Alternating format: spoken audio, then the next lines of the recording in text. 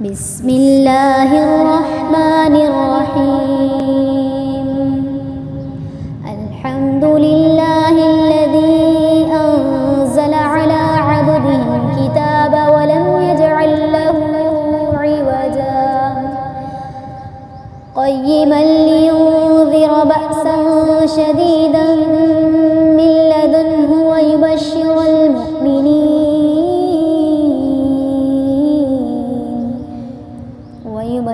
المؤمنين الذين يعملون الصالحات أن لهم أجرا حسنا